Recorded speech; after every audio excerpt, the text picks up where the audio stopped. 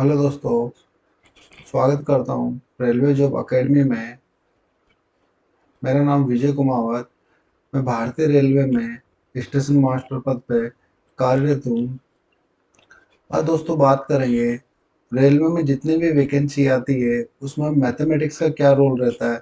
चाहे आप एनटीपीसी ले लो, चाहे ग्रुप डी ले लो, चाहे लोको पायलट ले लो या जेई ले लो। हर एक एग्जाम में मैथमेटिक्स का क्या रोल रहता है और कैसे उसकी तैयारी की जाए। टॉपिक बाई टॉपिक हर चीज़ समझेंगे। तो बात करते हैं आरआरबी एनटीपीसी की। आरआरबी एनटीपीसी में दो पेपर होते हैं, CBT first, CBT second. CBT first की मैं बात करूं तो सीबीटी फर्स्ट में 90 मिनट में आपको 100 क्वेश्चन करने होते हैं। टाइम होता है 90 मिनट का और नंबर ऑफ क्वेश्चन होते हैं 100, जिसमें मैथमेटिक्स के 30 क्वेश्चन होते हैं। सीबीटी सेकेंड की बात करूं, उसमें टाइम होता है 90 मिनट का और नंबर ऑफ क्वेश्चन होते हैं 120। अब आपके माइंड में ये डाउट रहता है कि सीबीटी फर्स्ट और सीबीटी सेकेंड में क्वेश्चन का लेवल क्या एक जैसा रहता है। तो देखो, ये दो बात पर डिपेंड करता है।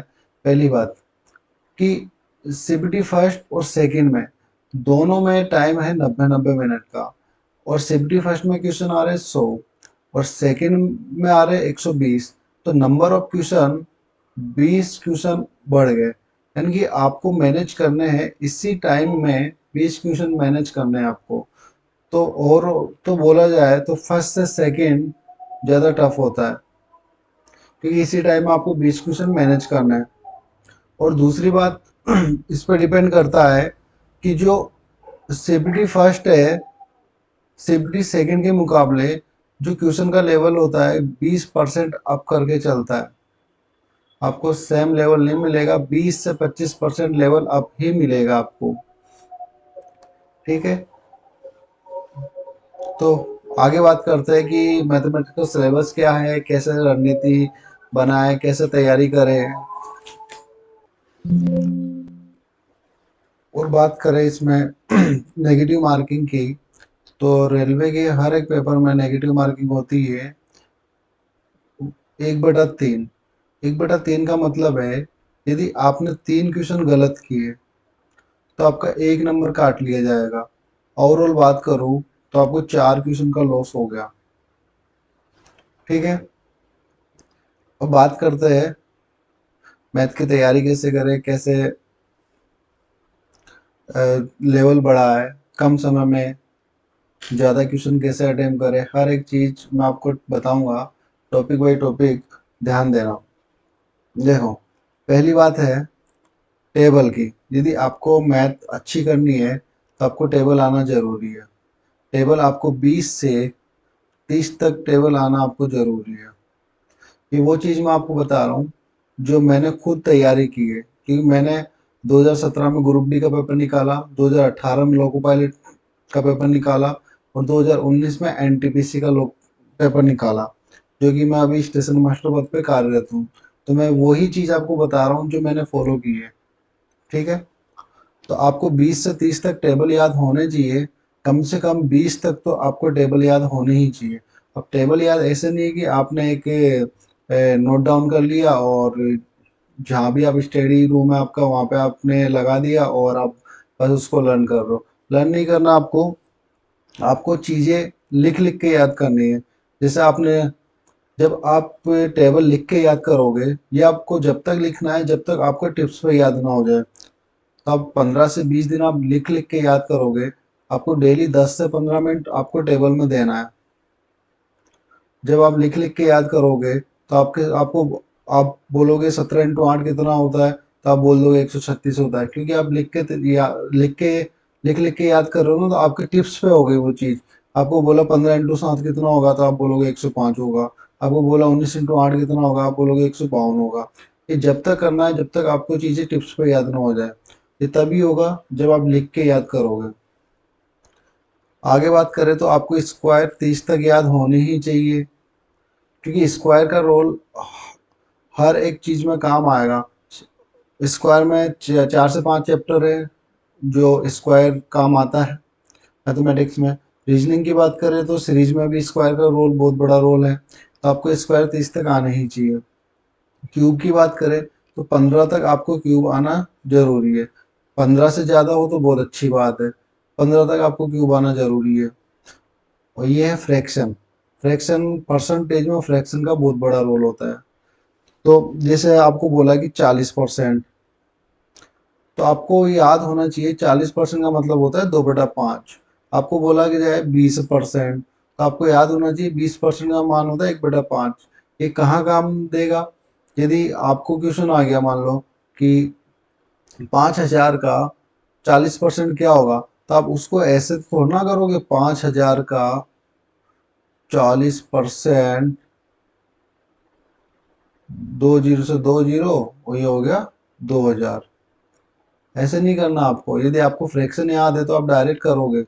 5,000 का 40% का मतलब होता है 2/5। 5 से गया एक बार, ये हो गया 2,000, तो आप बोल दोगे 2,000। ये सारी चीजें मैं इसलिए बता रहा हूँ क्योंकि जब इन सारी चीजों पे आप कमांड करोगे ना, तो आपकी स्पीड बढ़ेगी, टाइम कम लगेगा।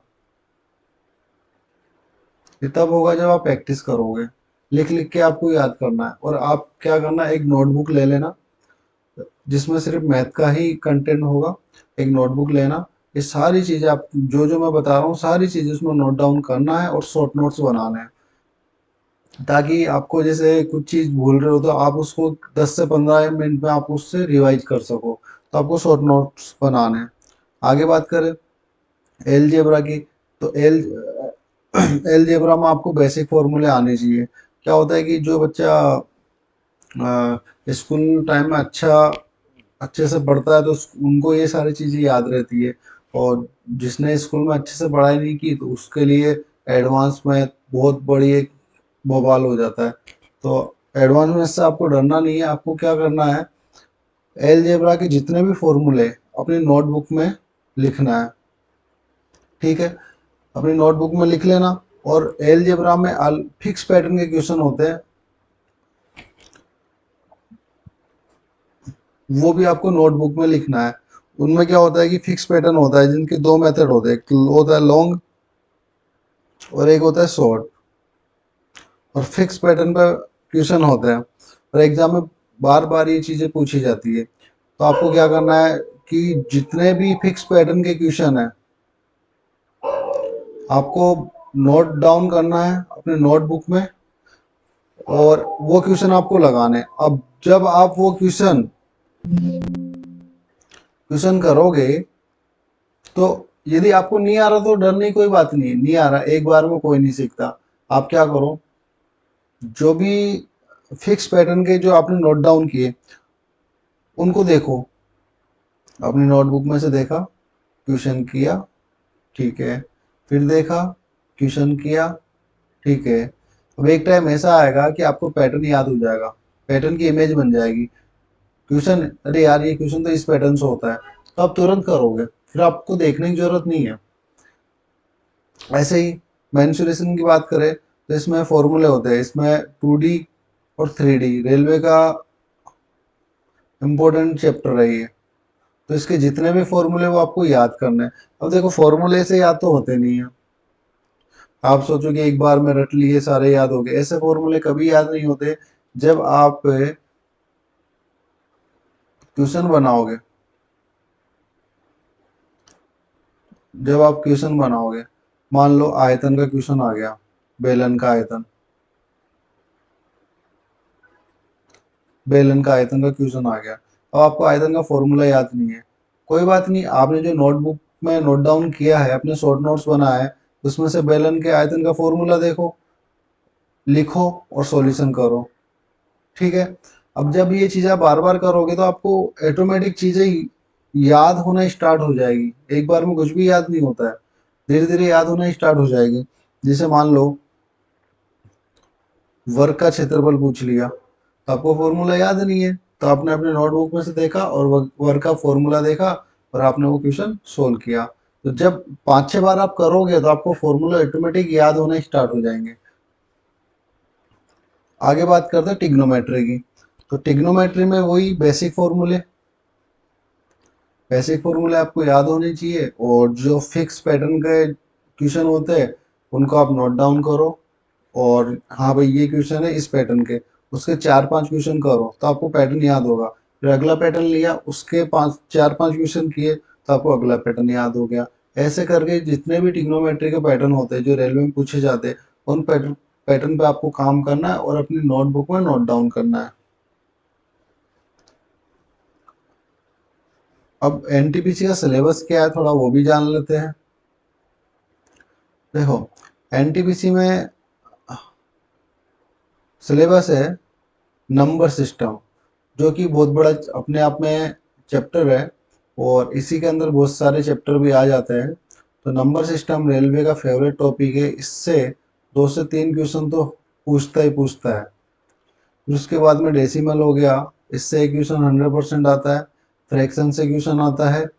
एल एलसीएम एचसीएफ हो गया, रेशियो हो गया, परसेंटेज हो गया, मेंसुरेशन हो गया, टाइम एंड वर्क हो गया, टाइम एंड डिस्टेंस हो गया, सिंपल इंटरेस्ट, कंपाउंड इंटरेस्ट हो गया, प्रॉफिट एंड लॉस हो गया, एलजेब्रा हो गया, ज्योमेट्री हो गई, ट्रिग्नोमेट्री हो गई, स्टैटिक हो गई। तो ये आपका सिलेबस है। इसके अलावा भी एवरेज है, जो रेलवे ने सिलेबस में डाला नहीं है, एवरेज भी पूछ लेता है। ठीक है, ये आपका सिलेबस हो गया। अब ये सिलेबस कवर कैसे करना है, कैसे पढ़ना है, कितने घंटे पढ़ना है, हर एक चीज की बात करेंगे। और देखो, ये जो मैं शब्दों को अंकों में या इक्वेशन में लिखना, ये मैथमेटिक्स का रामबाण है। यदि ये आपने जान लिया तो आपकी स्पीड, इतनी अच्छी स्पीड हो जाएगी, आपको मजा आने लग जाएगा मैथमेटिक्स का। ये रामबाण है। क्या है? शब्दों को अंकों या इक्वेशन में लिखना आना चाहिए आपको। जैसे क्वेश्चन आ गया, एग्जाम्पल देके बताता हूँ। जैसे क्वेश्चन आ गया, किसी संख्या का 1/4 में 25 जोड़ने पे वह संख्या 75 हो जाती है, तो उस संख्या का 1/3 क्या होगा? तो अब ऐसा नहीं कि आप पहले तो क्वेश्चन पढ़ोगे, किसी संख्या का 1/4 में 25 जोड़ने पर 75 प्राप्त होता है, उस संख्या का 1/3 क्या होगा? फिर आप लिखोगे किसी संख्या का। ऐसे नहीं करना, जैसे क्वेश्चन पढ़ रहे हो ना वैसे ही आपको इक्वेशन बनानी है। किसी संख्या का x मान ली 1/4 में 25 जोड़ने पर 75 प्राप्त होता है, उस संख्या का 1/3 क्या होगा? तो उसका मैंने 1/3 निकाल लिया। जो भी आएगा x का मान, उसका 1/3। तो आपको ये आना चाहिए, इक्वेशन बनाना आना चाहिए। यदि ये आपने सीख लिया तो आपकी बहुत अच्छी स्पीड हो जाएगी। अब बात करते हैं सीखना कैसे मैथ को। देखो, किसी भी सब्जेक्ट को सीखने के लिए उसे जानना बहुत जरूरी है। पहले क्या करोगे? उसे जानना है सब्जेक्ट को, फिर उसे सीखना है, फिर जो सीखा उसकी प्रैक्टिस करनी है, फिर मॉक टेस्ट देना है। अब जानना कैसे है? यदि आपको मैथ पढ़ना है तो आपको उसको जानना होगा, उसका सिलेबस क्या है, फिर उसके जो टॉपिक है, कैसे क्वेश्चन सोल्व होते हैं, वो हर एक चीज़ आपको जानना पड़ेगी। अब उस जानने के लिए सोर्स क्या है? बेसिक बुक्स हो गई, यूट्यूबर हो गए। जानने के लिए ये है, बुक्स से पढ़ सकते हो आप, किसी कोचिंग से पढ़ सकते हो, यूट्यूब पे किसी टीचर से पढ़ सकते हो। जब आपने जान लिया, उसके आपने नोट्स बना लिए, उसके बाद में आपको वो चीज़ें सीखना है। सीखना कैसे है? जब आपने, जैसे मान लो आपने नंबर सिस्टम पढ़ लिया, उसके बाद में आपको क्या करना है? आपको क्वेश्चन सोल्व करना है, और आपको बेसिक से करना है। कोई शॉर्ट शॉर्ट ट्रिक नहीं, आपको बेसिक से सोल्व करना है। चाहे आपको 10 मिनट लग रहा हो, कोई बात नहीं। अभी आपको 10 मिनट लग रहा है, कभी 10 सेकेंड भी लगेगा, आपको उसको बेसिक से सोल्व करना है। जब आपने जान लिया और उसको सीख लिया, क्वेश्चन को बनाना सीख लिया आपने, उसके बाद क्या करना है? प्रैक्टिस करनी है। नंबर सिस्टम पढ़ा, उसके सारे क्वेश्चन आपने बेसिक से बनाए, उसको सीख लिया बेसिक, उसके बाद में आपको उसकी प्रैक्टिस करनी है। अब उस उन क्वेश्चनों की प्रैक्टिस कर रहे हो, यहाँ आपको टाइम लग रहा था, अब आपको यहाँ पे करना शॉर्ट टाइम में, कम समय में आपको उसकी प्रैक्टिस करनी है और स्पीड से करनी है। ठीक है, तो उसकी हो गई प्रैक्टिस। उसके बाद क्या करना है, मॉक टेस्ट, टॉपिक वाइज देना। जैसे नंबर सिस्टम पढ़ा तो आपको नंबर सिस्टम का ही देना है। उसके बाद में क्या करना है, जैसे नंबर सिस्टम का ये टॉपिक वाइज खत्म हुआ, उसके बाद में आपको मिक्स क्वेश्चन का टेस्ट देना है। क्योंकि कभी कभी क्या होता है कि जब हम एक ही चैप्टर कर रहे होते हैं तो वो पैटर्न फिक्स याद होता चला जाता है, याद होता चला जाता है, और क्योंकि माइंड में फिक्स रहता है कि यार ये एवरेज का चैप्टर पढ़ रहा हूँ तो एवरेज का ही क्वेश्चन है। जब मिक्स आप करोगे तो मिक्स में क्या रहता है कि आप जैसे क्वेश्चन देगा, अरे यार ये एवरेज का, ये सीआई का है, ये एसआई का है, तो आप क्वेश्चन को जानना सीख जाओगे कि ये कौन से चैप्टर का है। ठीक है, ये मेंसुरेशन का है, ये एलजेब्रा का है। मिक्स क्वेश्चन में ये होता है कि आप क्वेश्चन पहचानना सीख जाओगे कौन से चैप्टर का, तो आपको सोल्व करने में इजी पड़ता है। अब आगे मैं आपको बताऊं आपको पढ़ना कैसे है। ये सारी चीजें हो गई। उसके बाद में क्या करना है आपको, देखो, एक दिन में कुछ भी नहीं होता, इसके लिए आपको मेहनत करनी पड़ेगी। बोलते हैं ना, कुछ पाने के लिए कुछ खोना पड़ता है, तो आपको ये मेहनत करनी पड़ेगी। और आपको क्या करना है, आपको स्मार्ट वर्क करना है। हार्ड वर्क तो दुनिया कर रही है। एक बात बताओ, आप यदि कोई भी इंसान आज 8 घंटे पढ़ रहा है,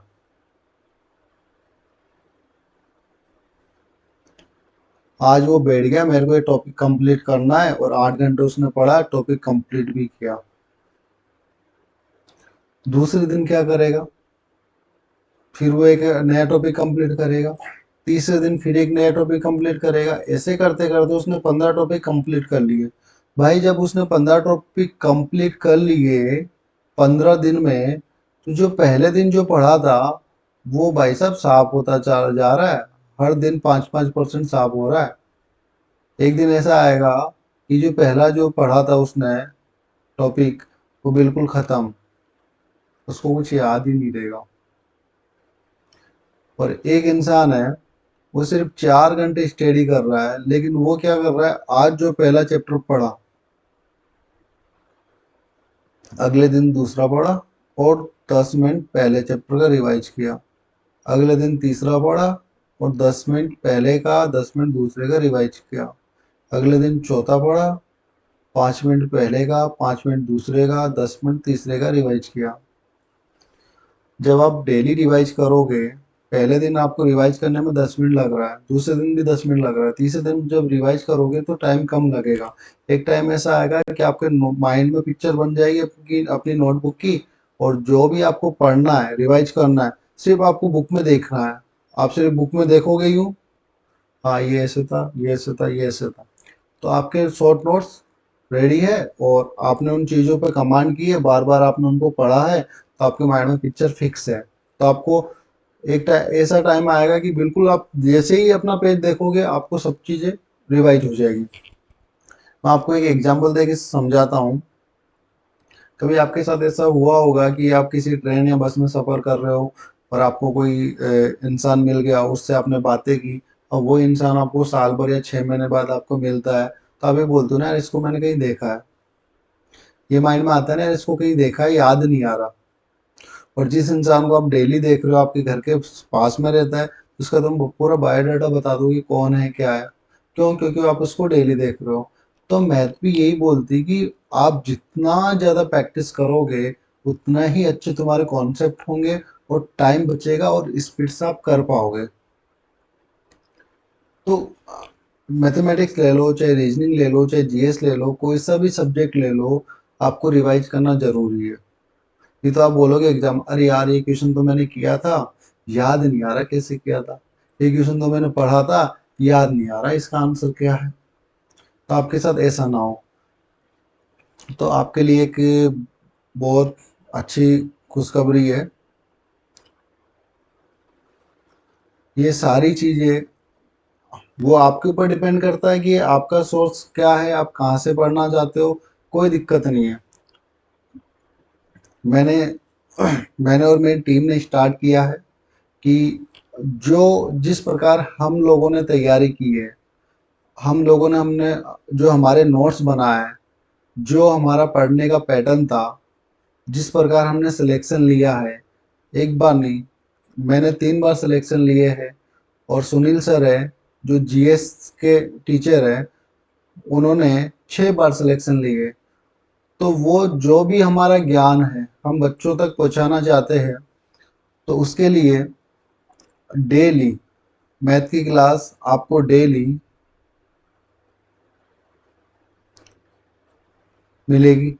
और कंटेंट ऐसा होगा, एक भी क्वेश्चन बाहर नहीं आएगा, ये मेरी गारंटी है। क्योंकि मैंने क्वेश्चन ही ऐसे डिजाइन किए, रेलवे का एक भी क्वेश्चन बाहर नहीं आएगा। सारे क्वेश्चन रेलवे के हैं, जो रेलवे ने पूछे हैं वही क्वेश्चन है, और एक भी क्वेश्चन बाहर नहीं आएगा। ऐसा नहीं है कोई भी क्वेश्चन बना दिया और बच्चों को पुश कर दिया और यार ये तो क्वेश्चन अलग है, ये तो हमने कभी पढ़ा ही नहीं। अरे भाई पीएचडी थोड़ा ना करनी है, सिलेक्शन चाहिए हमें बस। तो मैंने ऐसे क्वेश्चन डिजाइन किए कि एक भी क्वेश्चन रेलवे का बाहर नहीं आएगा इस प्रकार, और बिल्कुल टॉपिक बाय टॉपिक चलेगा। ऐसा नहीं है आज अभी ये क्वेश्चन पढ़ा दिया और उससे मैंने 50% लेवल बढ़ा दिया। धीरे ये क्वेश्चन पढ़ाया, उसी टाइप का 5% बढ़ाऊंगा, फिर उसी टाइप का 5%। ऐसे जो बच्चा नया है बिल्कुल फ्रेश है उसको भी समझ में आएगा, और जो बच्चा एडवांस है वो थोड़ा वेट करेगा तो उसको भी मजा आएगा। इस हिसाब से मैंने क्वेश्चन डिजाइन किए, और इतनी गारंटी है जो भी आएगा पढ़ेगा उसको मजा आएगा और समझ में आएगा। ऐसा नहीं कुछ भी पढ़ा रहे हैं पता नहीं क्या चल रहा है, हर एक बच्चे को समझ में आएगा। तो देखो, डेली आपको मैथ की और जीके की क्लास मिलेगी, और दिवाली बाद आपको रीजनिंग की क्लास स्टार्ट हो जाएगी। तो पढ़ाने का तरीका क्या रहेगा वो देख लो। जैसे आज पहला चैप्टर पढ़ाया, ठीक है, आज पहला चैप्टर पढ़ा है नंबर सिस्टम, ये ले लो औसत। आज औसत पढ़ा है। अब हर एक चैप्टर में 4 से 5 दिन लगते हैं। औसत हमने जाना, पूरा जाना, जीरो से लेके एडवांस तक उसको जाना कि क्या होता है। उसके बाद में जब 5 दिन में अपना एक चैप्टर खत्म हो गया, तो 6वें दिन क्या होगा, आपका टॉपिक बाई एमसीक्यू, औसत के एमसीक्यू। कौन से एमसीक्यू? जो रेलवे द्वारा पूछे गए,